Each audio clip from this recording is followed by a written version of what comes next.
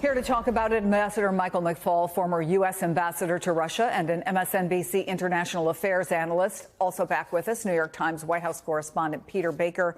Peter, two very different statements from the two sides, but what can we take away from the readout of this call between the two presidents?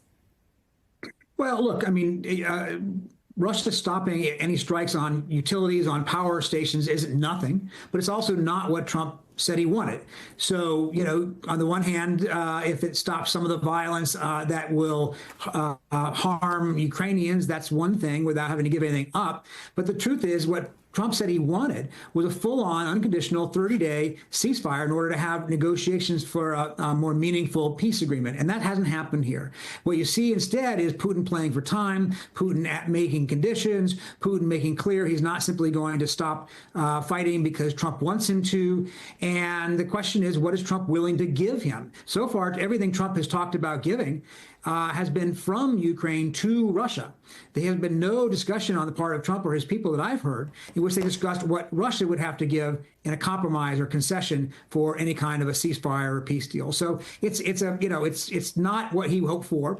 Obviously, it's not nothing, but it's not what he hoped for. A first step in the movement toward peace is how the White House is framing this. How do you see this, Ambassador? Well, I hope so, but there's a lot of steps to go. This is a very incremental step, and I hope we hear from the Ukrainians, by the way. President Trump doesn't get to negotiate on their behalf. Remember, the Ukrainians are also attacking energy infrastructure inside Russia. They have to agree to that. Second, they talked about we're going to negotiate about the Black Sea ceasefire there. Just remind everybody, the Ukrainians don't have a navy, the Russians do. But the biggest problem, if you read the Russian readout, it's not in the White House readout, is Putin puts on extraordinary maximalist conditions just for a ceasefire. He says the Ukrainians can't mobilize any more soldiers. Think about that. He says they cannot bring in any more weapons. He says the United States has to cut off intelligence assistance to Ukraine. I just can't imagine that President Zelensky would agree to those. And so that means in this story of who is really for a peace, who is really for ceasefire, Ukrainians already agreed to a 30-day unconditional ceasefire. Today, Putin refused to agree to the same. So there's the question about Ukraine and, frankly, Peter, its relationship with the United States. Most Americans who don't follow the machinations of international policy and even what's happening in the war day to day did see what happened in that blow up, now infamous, in the Oval Office. So where does the relationship between Putin and Trump, the U.S. and Kyiv stand? Well, it's worth remembering that Donald Trump doesn't like Volodymyr Zelensky, doesn't like Ukraine. That goes back years. He has been told that Ukraine was against him in his 2016 election. He's got in his head that Ukraine is a corrupt entity, and he's listened to Russian talking points that maybe, in fact, Ukraine doesn't deserve to be a sovereign nation. It's been very clear that Trump, on the other hand, has an affinity for Vladimir Putin. So the relationship with Ukraine is strained. He's going to put pressure on Ukraine to agree to things that Ukraine doesn't want to agree to, because they don't want to simply see the fighting stop temporarily only to start up again with Russia replenished and able to take more territory. They don't see a ceasefire as the end all and be all to this war, because they see it only as something that gives Russia the advantage and keeps Ukraine in effect, vulnerable to them going forward. A meaningful peace deal to the Ukrainians would include security guarantees that Ukraine simply couldn't be invaded again, even if you could agree to what the map should look like and what should happen in terms of other issues that Ambassador McFaul just talked about.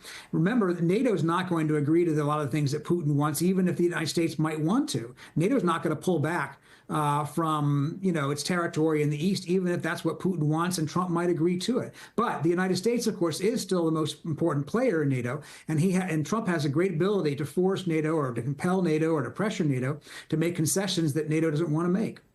Ambassador, as you well know, in a conventional White House, there would have been preparation for a call. We don't know how much preparation was done by Donald Trump, who considers himself a great negotiator. And you and I have talked about how Putin approaches these things through a long-term lens. So what's his calculus, and what do you imagine his approach to this conversation would have been?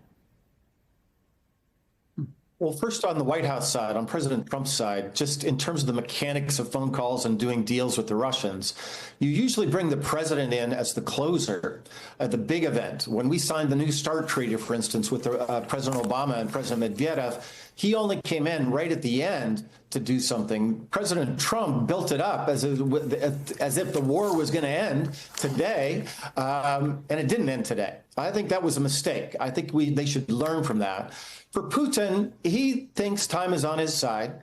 He thinks that President Trump will eventually tire of all this. He thought he could get this done in a day. Obviously, this is harder than that. Trump keeps giving Putin everything he wants, as Peter just said. That's also extraordinary to me. As a negotiator, you don't give everything in the front, you trade things. And so if you do that, the logical, rational thing for Putin to do is to demand more. And that's exactly what is in his statement today. And I think he sees no downside from doing that. And if at some point Trump walks away, the war will continue, but it'll continue without U.S. military assistance, and that will be a win for Putin. Peter Baker, Ambassador Michael McFaul, gentlemen, thank you.